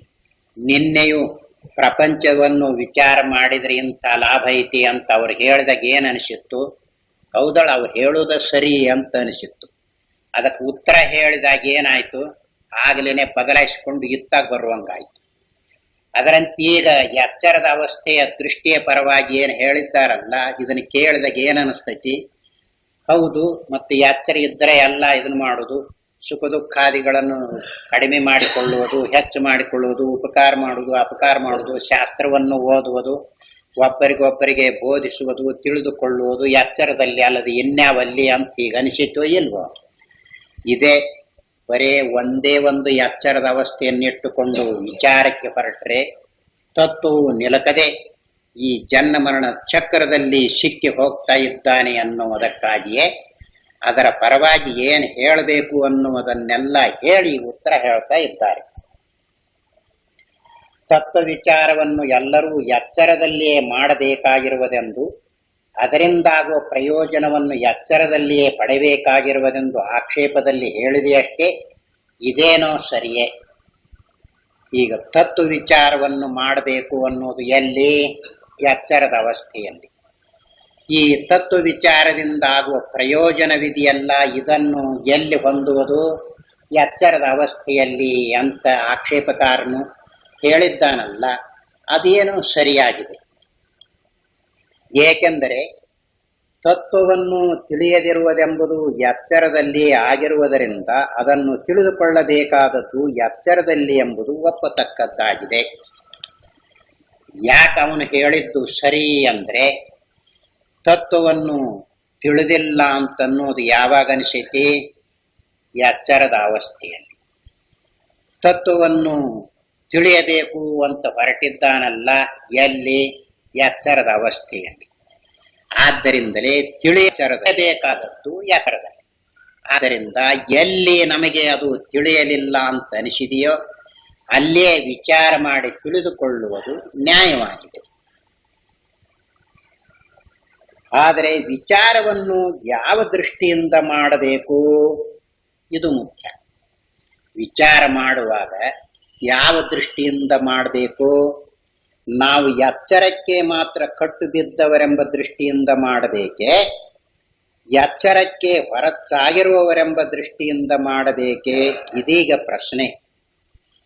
ಈಗ ವಿಚಾರ ಮಾಡುವಾಗ ನಾವು ಎಚ್ಚರದ ಅವಸ್ಥೆಗೆ ಕಟ್ಟು ಬಿದ್ದವರು ಅಂತ ವಿಚಾರ ಮಾಡಬೇಕೆ, ಅಥವಾ ಎಚ್ಚರದ ಅವಸ್ಥೆಯನ್ನು ಬಿಟ್ಟು ಇರುವುದಕ್ಕೆ ನಮಗೆ ಬರುತ್ತಿದೆ ಅನ್ನುವುದನ್ನು ಇಟ್ಟುಕೊಂಡು ವಿಚಾರ ಮಾಡಬೇಕೆ? ಈಗ ಬಂದಿರು ಎಚ್ಚರದ ಅವಸ್ಥೆಗೆ ನಾವು ಕಟ್ಟು ಬಿದ್ದರೆ ಹೇಗಿರಬೇಕು? ರೈಲ್ನಲ್ಲಿ ಕೂತುಕೊಂಡಿದ್ದೇವೆ, ನಮ್ಮನ್ನು ಕಳಿಸುವುದಕ್ಕೆ ಬಂದಿದ್ದಾರೆ ಜನರು. ರೈಲು ಬಿಟ್ಟು ಇಂಜನ ಎಳ್ಕೊಂಡು ಹೋಗ್ತಾ ಇದೆ. ಡಬ್ಬಿಗೆ ಮನುಷ್ಯನು ಕಟ್ಟು ಬಿದ್ದಿರುವುದರಿಂದ ಡಬ್ಬಿ ಕೂಡ ಇವನು ಹೋಗ್ತಾ ಇದ್ದಾನೆ. ಅಲ್ಲಿಯೇ ಉಳ್ಕೊಳ್ಳುವುದಕ್ಕೆ ಬರುವುದಿಲ್ಲ. ಅದರಂತೆಯೇ ಎಚ್ಚರದ ಅವಸ್ಥೆಗೆ ನಾವು ಕಟ್ಟು ಬಿದ್ದಿದ್ರ ಎಚ್ಚರದ ಅವಸ್ಥೆ ಇಲ್ಲದಂತೆ ಆದಾಗ ನಾವು ಇಲ್ಲದಂತೆ ಆಗಬೇಕು. ಹಾಗೆ ಆಗುತ್ತೇವೆಯೇ? ಆದ್ದರಿಂದಲೇ ಎಚ್ಚರದ ಅವಸ್ಥೆಗೆ ಕಟ್ಟು ಬಿದ್ದವರು ಅಂತ ವಿಚಾರ ಮಾಡಬೇಕೆ? ಎಚ್ಚರದ ಅವಸ್ಥೆಗೆ ಕಟ್ಟು ಬಿದ್ದವರಲ್ಲ ನಾವು, ಅದಕ್ಕಿಂತಲೂ ಹೊರಚಾಗಿ ಇದ್ದೇವೆ. ಎಚ್ಚರದ ಅವಸ್ಥೆಯು ಇಲ್ಲದಿದ್ದರೂ ನಮಗೆ ಇರುವುದಕ್ಕೆ ಬರುತ್ತಿದೆ ಅನ್ನುವ ದೃಷ್ಟಿಯಿಂದ ವಿಚಾರ ಮಾಡಬೇಕೆ? ನೋಡಬೇಕು. ಈಗ ಈ ಅವಸ್ಥೆಗಳನ್ನು ನೋಡುವಾಗ ತಾವೇ ಅನುಭವದಲ್ಲಿ ಹೇಗಿರುತ್ತದೆಯೋ ಹಾಗೆ ನೋಡಬೇಕು. ಯಾವುದಾದರೂ ಶಾಸ್ತ್ರವನ್ನು ಓದುವುದಕ್ಕೆ ಹೋದರೆ ಯಾರದಾದರೂ ಮಾತು ಕೇಳಿದರೆ ಅವರಿಗೆ ಅನುಭವ ನೋಡಿಕೊಳ್ಳುವುದಕ್ಕೆ ಬಂದಿಲ್ಲ ಅಂತ ಆಗ್ತದೆ. ಯಾಕೆ? ಅವರು ಶಾಸ್ತ್ರವಿದೆಯಲ್ಲ, ಅದು ಒಂದೇ ಎಚ್ಚರದ ಅವಸ್ಥೆಯ ದೃಷ್ಟಿಯನ್ನಿಟ್ಟುಕೊಂಡು ವಿಚಾರ ಮಾಡುವುದರಿಂದ ಈಗ ಹೇಳುವ ವಿಷಯ ಗೊತ್ತಾಗುವುದಿಲ್ಲ. ಅವರು ಅದೇ ದೃಷ್ಟಿಯಿಂದ ನೋಡ್ತಾ ಇರುವವರು ಹೇಳಿದರೆ ಅದು ಹೊಂದುವುದೂ ಇಲ್ಲ. ನಿಮ್ಮ ಅನುಭವದಲ್ಲಿರುವಂತೆ ನೋಡಿಕೊಂಡ್ರೆ ಈಗಲೇ ಯಾವುದು ಹೌದು ಅಲ್ಲ ಅನ್ನೋದು ತಿಳಿತಾ ಇದೆ. ನಿದ್ರೆ ಆಯಿತು, ನಿದ್ರೆಯಲ್ಲಿ ಎಚ್ಚರವು ಇದೆಯೇ? ಎಲ್ಲ. ಏನನ್ನಿಸ್ತಾ ಇದೆ ನಿಮಗ? ಇಷ್ಟೊತ್ತನಕ ಎಚ್ಚರ ಇರಲಿಲ್ಲ, ಈಗ ಬಂದಿದೆ ಎಚ್ಚರ ಅಂತ ಗೊತ್ತಾಗಿದೆಯೋ ಇಲ್ಲವೋ? ಹಾಗಾದರೆ ಎಚ್ಚರ ಇಲ್ಲದಿದ್ದರೂ ನಿಮಗಿರುವುದಕ್ಕೆ ಬಂದಿದೆಯೋ ಇಲ್ಲವೋ? ಬಂದಿದೆ. ಎಚ್ಚರಕ್ಕೆ ಕಟ್ಟು ಬಿದ್ದವರಾದರೆ ನಿಮಗೆ ಎಚ್ಚರ ಹೋಗಿದ್ರೆ ಇಲ್ಲದಂತೆ ಆಗಬೇಕು. ಹಾಗಾಗುತ್ತೀರಾ? ಹಾಗಾಗಿದ್ರೆ ಕನಸನ್ನು ಅನುಭವಿಸಿದವರು ಯಾರು? ನಿದ್ರೆಯನ್ನು ಅನುಭವಿಸಿದವರು ಯಾರು? ನಿಮಗೆ ಅನುಭವದಲ್ಲಿ ಹೇಗಿದೆ?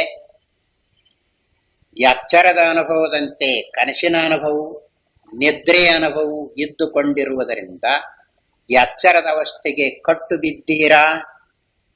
ರೈಲು ಡಬ್ಬಿಗೆ ಕಟ್ಟು ಬಿದ್ದು ಎಳ್ಕೊಂಡು ಹೋಗುತ್ತಿದೆಯಲ್ಲ, ಅದು ಎಳ್ಕೊಂಡು ಹೋದಾಗ ಸ್ಟೇಷನ್ ಮೇಲೆ ಉಳ್ಕೊಳ್ಳುವುದಕ್ಕಾಗುತ್ತಿದೆಯೇ? ಎಲ್ಲ. ಇಲ್ಲಿಯ ಹಾಗಿಲ್ಲ. ನೀವು ಅವಸ್ಥೆಗಳಿಗೆ ಕಟ್ಟು ಬಿದ್ದವರಲ್ಲ. ಹೇಗಿದೆ? ಎಚ್ಚರ ಬರಲಿ, ಇದನ್ನು ನೋಡ್ತಾ ಇದ್ದೀರಿ. ಎಚ್ಚರ ಹೋಯ್ತು, ಕನಸು ಬರಲಿ, ನೋಡ್ತಾ ಇದ್ದೀರಿ. ಕನಸು ಹೋಯ್ತು, ನಿದ್ರೆ ಬರಲಿ, ಸುಖವಾಗಿ ಇದ್ದೀರಿ. ನಿದ್ರೆ ಹೋಗಲಿ, ಇಲ್ಲದಂತೆ ಆಗಿದ್ದೀರಾ? ಎಲ್ಲ. ಹಾಗಾದರೆ ನೀವು ಅವಸ್ಥೆಗಳಿಗೆ ಕಟ್ಟು ಬಿದ್ದವರೋ ಅವಸ್ಥೆಗಳಿಗಿಂತ ಹೊರಚಾದವರೋ? ಈಗ ಹೀಗೆ ನೋಡಿಕೊಂಡ್ರೆ ಏನನಿಸ್ತೈತಿ? ಯಾವ ಅವಸ್ಥೆಗಳಿಗೂ ನಾವು ಕಟ್ಟು ಬಿದ್ದವರಲ್ಲ. ಹೀಗೆ ಗೊತ್ತಾಗುತ್ತೆ. ಇದನ್ನು ಕೇಳದೆ ಇರುವಾಗ ಏನನಿಸ್ತೈತಿ? ಅಲ್ರಿ, ಈ ಶರೀರ ಹೋದ್ರೆ ಸತ್ರಿ ಇರಕ್ ಬರ್ತೈತ್ರ? ಸತ್ರಿ ಹಂಗಿರಕ್ ಬರ್ತೈತಿ? ಹೀಗನಿಸ್ತಿತ್ತಲ್ಲ. ಸತ್ರ ಅಂದ್ರೆ ಈ ಶರೀರ ಬಿಟ್ರ ಅಂತ. ಜನರಿಗೆಲ್ಲ ಸಾಯುವುದು ಅನ್ನೋ ಒಂದು ಹೆದರಿಕೆ ಹಿಡ್ಕೊಂಡು ಬಿಟ್ಟಿದೆ. ಶಾಸ್ತ್ರವಿಧಿಯಲ್ಲ ಈ ಮೂರವಸ್ಥೆಗಳನ್ನು ತೋರಿಸಿ, ಶರೀರ ಇಲ್ಲದಿದ್ರೂ ನಿನಗಿರುವುದಕ್ಕೆ ಬರ್ತೈತಿ, ಅದನ್ನು ತೋರಿಸ್ತೀವಿ, ಅವಾಗ ಏನಂತೀವಿ ಅಂತ ಕೇಳ್ತೈತಿ.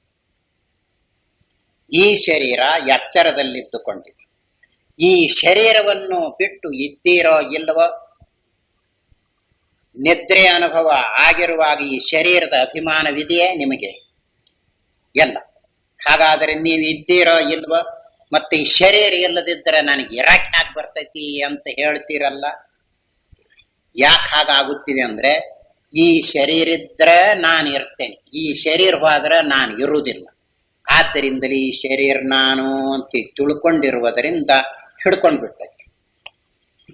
ಶಾಸ್ತ್ರ ನೀನು ಹುಟ್ಟುವವನಲ್ಲ, ಸಾಯುವವನಲ್ಲ, ನೀನು ಇಲ್ಲದಂತೆ ಆಗುವವನಲ್ಲ ಅಂತ ಹೇಳಕ್ ಬಂದೈತಿ. ಈ ಶರೀರ ಇದ್ರೆ ಇರ್ತೇನಿ ಅಂತ ಹೇಳುವವರು ಈ ಶರೀರ ಇಲ್ಲದ ಇದ್ರಲ್ಲ, ಯಾಕಿದ್ರಿ? ಈ ಶರೀರ ಇಲ್ಲದಾಗ ಹೋಗಿಬಿಡ್ಬೇಕೋ ಇಲ್ವಾ? ಹಾಗಾದ್ರೆ ಈಗೇನ್ ತೋರ್ತೈತಿ?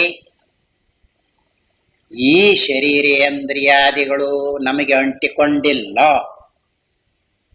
ಈ ಅವಸ್ಥೆಗಳು ಬಂದರೂ ಹೋದರೂ ನಾವು ಇಲ್ಲದಂತೆ ಆಗುವವರಲ್ಲ. ಇದನ್ನು ತಿಳಿಸಾಕ್ ಬಂದೈತಿ. ಬರೇ ಎಚ್ಚರದ ದೃಷ್ಟಿಯಿಂದ ಕೇಳುವಾಗ ಏನನಿಸಿತ್ತು?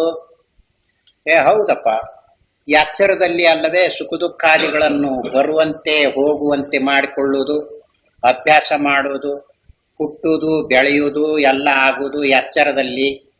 ಮತ್ತು ನಾವು ಉಪಕಾರ ಮಾಡುವುದು, ಅಪಕಾರ ಮಾಡುವುದು, ಏನಾದ್ರೂ ಮಾಡುವುದು ಎಚ್ಚರ ಇರಬೇಕು ಅಂತ ಇಷ್ಟ ಅನಿಸ್ತಿತ್ತಲ್ಲ. ಅನಿಸೈತಿ ಖರೆ. ಅದನ್ನೆಲ್ಲ ಯಾವ್ದು ಹೇಳ್ತೈತಿ? ಬುದ್ಧಿ ಐತಿ ನೋಡು, ಬುದ್ಧಿ. ಆ ಬುದ್ಧಿ ಬೆನ್ನು ಹತ್ತಿರುವಾಗ ಅದು ಹೀಗೆ ತೋರಿಸ್ತೈತಿ. ಈಗ ವಲ್ಲವರು ನೆನಪು ಕೊಡ್ತಾರ, ಏನು? ಅಪ್ಪ, ಎಚ್ಚರಕ್ಕೆ ನೀನು ಕಟ್ಟು ಬಿದ್ದವನಲ್ಲ.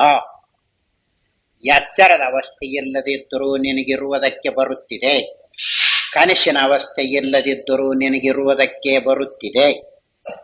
ಆದ್ದರಿಂದ ನೀನು ಎಚ್ಚರಕ್ಕೆ ಯಾಕೆ ಕಟ್ಟು ಬಿದ್ದೀಯೇ? ಎಚ್ಚರ ಒಂದೇ ಇದ್ದುಕೊಂಡಿದೆಯೇ ನಿನ್ನ ವ್ಯವಹಾರಕ್ಕೆ, ನಿನ್ನ ಜೀವನಕ್ಕೆ? ಎಚ್ಚರ, ಕನಸು, ನಿದ್ರೆ ಮೂರು ಅದಾವೋ ಇಲ್ವೋ? ಇವೆ. ಮತ್ತ ಮೂರು ಇರುವಾಗ ಒಂದರ ಅಭಿಮಾನವನ್ನು ಯಾಕಿಟ್ಟುಕೊಳ್ಳುತ್ತೀಯೇ? ಈಗೇನ್ ತಿಳಿಸುವುದಕ್ಕೆ ಬಂದೈತಿ ಅಂದ್ರೆ, ಈ ಮೂರು ಅವಸ್ಥೆಗಳು ನಮ್ಮ ನಿಜ ಸ್ವರೂಪ ಯಾವುದು ಅಂತ ತಿಳಿಸಾಕ್ ಬಂದೈತಿ. ಅದು ಗೊತ್ತಾಗದೆ ಇರುವಾಗ ಈ ಶರೀರದ ಅಭಿಮಾನ ಮಾಡಿಕೊಂಡು ಈ ಶರೀರಕ್ಕೆ ಸಂಬಂಧಪಟ್ಟಿರುವುದೇನೈತ್ ನೋಡು, ಗಂಡ್ರು, ಹೆಂಡ್ರು, ಮಕ್ಕಳು, ಹೊಲ, ಹಣ, ಮನೆ, ಬ್ಯಾಂಕು, ಭೂಮಿ, ಸೀಮಿ, ಇದರಲ್ಲಿ ಹಿಡ್ಕೊಂಡಿದ್ದಾನೆ. ನಿನ್ನೆ ಹೇಳ್ತಲ್ಲ ಏನು, ಮನುಷ್ಯನು ಅಲ್ಪನಲ್ಲ, ಮನುಷ್ಯನ ಜ್ಞಾನ ಅಲ್ಪವಾಗಿಲ್ಲ. ಯಾರಿಗೆ ಇದನ್ನು ಸರಿಯಾಗಿ ಉಪಯೋಗಿಸುವುದಕ್ಕೆ ಬಂದಿಲ್ಲವೋ ಅವರು ಕೆಟ್ಟು ಹೋಗ್ತಾ ಇದ್ದಾರೆ. ಸರಿಯಾಗಿ ಉಪಯೋಗಿಸುವುದಕ್ಕೆ ಬಂದರೆ ಹುಟ್ಟದೇ ಸಾಯದೇ ಇರುವ, ಇಡೀ ಪ್ರಪಂಚಕ್ಕೆ ತಿರುಳಾಗಿರುವ ಪರಮಾರ್ಥವೇ ತನ್ನ ಸ್ವರೂಪವಾಗಿದೆ ಅಂತ ತಿಳ್ಕೊಳ್ಳುವುದು ಮನುಷ್ಯ ಶರೀರದಲ್ಲಿ. ಪಶು ಪಕ್ಷಿ ಕ್ರಿಮಿ ಕೀಟಾದಿಗಳಲ್ಲಿ ಬರುವುದಿಲ್ಲ. ಅದಕ್ಕನ ಈ ಮನುಷ್ಯ ಶರೀರಕ್ಕೆ ಹೆಚ್ಚುಗಾರಿಕೆಯನ್ನು ಶಾಸ್ತ್ರದಲ್ಲಿ ತೋರಿಸಿರ್ತದೆ. ಮನುಷ್ಯನಾಗಿ ಬರುವುದು ಅಂದ್ರೆ ಸುಮ್ಮನೆ ಬರ್ತೈತೇನಪ್ಪ, ವಾಸನೆಗಳು ಬೇರೆ ಬೇರೆ ಇದ್ದುಕೊಂಡಿವೆ. ಯಾವುದಾದ್ರೂ ಒಂದು ವಾಸನೆ ಎದ್ದು ಬಡೀತು ಅಂದ್ರೆ ಅತ್ತ ಹೋಗ್ಬಿಡ್ತೈತಿ ಅಂತ. ಪಶು ಪಕ್ಷಿ ಕ್ರಿಮಿ ಕೀಟ ಗಿಡ ಗಂಟಿ ಆ ಕಡೆಗೆ ಹೋಗ್ತೈತಿ. ಆದ್ದರಿಂದಲೇ ಮನುಷ್ಯನಾಗಿರುವಾಗಲೇ ತತ್ವ ತಿಳ್ಕೋಬೇಕು. ಅದು ಯಾವುದಕ್ಕೆ ಉಪಯೋಗಿಸ್ತೀವಿ ನೋಡಿ ಅದಕ್ಕೆ ಉಪಯೋಗ ಆಗುತ್ತೆ. ಈ ಶರೀರವಿದೆಯಲ್ಲ, ಇದನ್ನ ಬರೇ ಭೋಗಕ್ಕೆ ಉಪಯೋಗಿಸ್ರಿ ಅದಕ್ಕ ಆಯ್ತು. ಇನ್ನು ಕಳ್ತನ ಮಾಡೋದಕ್ಕೆ ಉಪಯೋಗಿಸ್ರಿ ಅದಕ್ಕ ಆಯ್ತು. ಕುಡಿಯಕ್ಕೆ ಉಪಯೋಗಿಸ್ರಿ ಅದಕ್ಕ ಆಯ್ತು. ಏನಾದ್ರೂ ಗಳಿಸುವುದಕ್ಕೆ ಉಪಯೋಗಿಸ್ರಿ ಅದಕ್ಕ ಆಯ್ತು. ಏನಾದ್ರೂ ಸಂಶೋಧನೆ ಮಾಡುವುದಕ್ಕೆ ಉಪಯೋಗಿಸ್ರಿ, ಭೌತಿಕವಾಗಲಿ ಅರ್ಥಶಾಸ್ತ್ರವಾಗಲಿ ಸಸ್ಯಶಾಸ್ತ್ರವಾಗಲಿ ಪ್ರಾಣಿಶಾಸ್ತ್ರವಾಗಲಿ ಆರೋಗ್ಯ ಶಾಸ್ತ್ರವಾಗಲಿ ಅದಕ್ಕಾಯ್ತು. ಪರಮಾರ್ಥಕ್ಕೆ ಉಪಯೋಗಿಸಿದ್ರೆ ಇದಕ್ಕಾಯ್ತು. ಉಪಯೋಗಿಸುವುದು ಅವರವರ ಕಡೆ ಇತ್ತುಕೊಂಡಿದೆ. ಅದು ಏನು ಮಾಡುತ್ತೆ ಅಂದ್ರೆ ಮನಸ್ಸನ್ನು ಆಶ್ರಯ ಮಾಡಿಕೊಂಡಾರ ನೋಡು, ಅದು ಯಾವುದನ್ನು ಹಿಡುತ್ತೈತಿ ಅದು ಅತ್ತಗನ ಕರ್ಕೊಂಡು ಹೋಗ್ತೈತಿ, ಹಿಂದಕ್ಕೆ ತಿರುಗಿ ನೋಡಿಸಿಕೊಡುವುದಿಲ್ಲ. ಈ ಪರಮಾರ್ಥ ಶಾಸ್ತ್ರವಿದೆಯಲ್ಲ, ಇದೇನು ಮಾಡ್ತೈತಿ ಅಂದ್ರೆ ಅಪ್ಪ ನೋಡೋ ಹಿಂದಕ್ಕೆ ತಿರುಗಿ ನೋಡ್ಬೇಕು. ಸಿಂಹವಿದೆಯಲ್ಲ ಅದಕ್ಕೆ ಸಿಂಹನ ನೋಟ ಅಂತ ಕರೆಯುತ್ತಾರೆ. ತಾನು ತನ್ನ ಸ್ಥಾನವನ್ನು ಬಿಟ್ಟು ಮುಂದಕ್ಕೆ ಹೋಗಬೇಕಾದ್ರೆ ಹಿಂದಕ್ಕೆ ತಿರುಗಿ ನೋಡಿಕೊಂಡು ಹೋಗ್ತೈತಿ. ಅದಕ್ಕೆ ಸಿಂಹಾವಲೋಕನ ಅಂತ ಬರೆದಿರ್ತಾರೆ ಪುಸ್ತಕದಲ್ಲಿ. ಸಿಂಹಾವಲೋಕನ ಅಂದ್ರೆ ಸಿಂಹವು ಹೇಗೆ ಅವಲೋಕನ ಮಾಡುತ್ತಿದೆಯೋ ಮುಂದಕ್ಕೆ ಹೋಗ್ಬೇಕಾದ್ರೆ ಹಿಂದಕ್ಕೆ ನೋಡಿ ಅಂತ. ಹಾಗೆ ಈ ಪರಮಾರ್ಥ ಶಾಸ್ತ್ರವಿದೆಯಲ್ಲ ಸಿಂಹಾವಲೋಕನ ಮಾಡ್ತದೆ. ಏನು, ಬರೇ ಮುಂದಕ್ಕೆ ಓಡ್ಬೇಡ, ನೀನು ಯಾಕೆ ಬಂದಿದಿ, ಏನು ಮಾಡ್ಕೋಬೇಕು, ಇಷ್ಟೆಲ್ಲ ಮಾಡಿದೆಲ್ಲ ಏನಾಗಿದೆ, ಈಗಿದು ಬಿಟ್ಟು ಹೋಯ್ತು ಅಂದ್ರೆ ಎಲ್ಲಿಗೆ ಹೋಗ್ತಿದಿ, ಮತ್ತೆ ಇದನ್ನ ಮಾಡಿದರೆ ನೀನಂತ ಯಾರು ಅಂತ ತಿಳ್ಕೊಳ್ಳದೆ ಹೋದರೆ ಏನಾಗ್ತಾ ಇದ್ದೀಯ, ಇದನ್ನೆಲ್ಲ ತೋರಿಸ್ತೈತಿ. ಆದ್ದರಿಂದಲೇ ಉಪಯೋಗ ಮಾಡಿಕೊಳ್ಳುವಾಗ ಪರಮಾರ್ಥದ ಕಡೆಗೆ ಬಂದರೆ ನಿಜವಾದ ಉಪಯೋಗವಾಗುತ್ತೆ. ಇದನ್ನು ಬಿಟ್ಟು ಉಳಿದ ಬೇಕಾದಷ್ಟು ಮಾಡ್ರಿ, ಏನ್ ಬೇಕಾದ್ ಮಾಡ್ರಿ. ಅಷ್ಟೇ ಅಲ್ಲ, ಶಾಸ್ತ್ರದಲ್ಲಿ ಈ ಲೋಕದಿಂದ ಹಿಡಿದು ಬ್ರಹ್ಮಲೋಕದ ಪರ್ಯಂತ ಒದಗಿ ಬಂದರೂ ನೀನೇನು ಸರಿಯಾಗಿ ಮಾಡಿದವನಲ್ಲ ಅಂತ ಹೇಳ್ತಾರೆ. ಇಹ ಮೂತ್ರಾರ್ಥ ಫಲ ಭೋಗ ವಿರಾಗ ಅಂತ. ಈ ಲೋಕದ ಭೋಗವಾಗಲಿ ಪರಲೋಕದ ಭೋಗವಾಗಲಿ ಬ್ಯಾಡ ಅಂತ ಅನಿಸೈತೆ ನಿನಗ ಕೇಳ್ತದೆ. ಬ್ಯಾಡ ಅಂತ ಅನಿಸೈತ್ರಿ, ಸ್ವಲ್ಪ ಹಿಡ್ದೈತಿ ಅಂತ ಅದೇ ಹಿಡ್ಕೊಂಡಿರು ಎಲ್ಲರಿಗೂ. ಇದರಿಂದ ಯಾವನಿಗೆ ಇದು ಸಂಪೂರ್ಣವಾಗಿ ಬ್ಯಾಡ, ಬೇಕಾದಷ್ಟಿರ್ಲಿ ಭೋಗ, ಬ್ರಹ್ಮಲೋಕದ ಭೋಗವಿದ್ದರೂ ಇದು ಬ್ಯಾಡ ಅಂತ ಯಾವನಿಗೆ ಅನಿಸೈತಿ ನೋಡು, ಪರಮಾರ್ಥ ದತ್ತೈತಿ ಅಂತನ್ನೋ ವಿಷಯವನ್ನು ತೋರಿಸಿದೆ. ಆದ್ದರಿಂದಲೇ ಈಗ ನಾವು ಅವಸ್ಥೆಗೆ ಕಟ್ಟು ಬಿದ್ದವರಲ್ಲ, ಯಾವುದಕ್ಕೂ ಕಟ್ಟು ಬೀಳದೆ ಇದ್ದವರು ಅಂತ ಈ ದೃಷ್ಟಿಯನ್ನಿಟ್ಟುಕೊಂಡು ವಿಚಾರ ಮಾಡಬೇಕು ಅಂತ ಇಲ್ಲಿ ತೋರಿಸ್ತಾರೆ. ಇನ್ನೂ ಐತಿ ಹೇಳುವುದು, ನಾಳೆಗೆ ತೋರಿಸ್ತಾ ಇದ್ದಾರೆ. ಓಂ ನಾರಾಯಣ.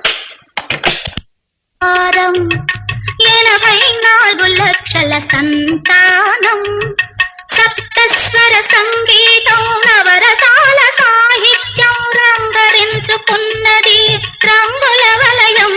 సరిగాగ సగమ సగమదని సానిద పమగరి సని సప్తస్వర సంగీతం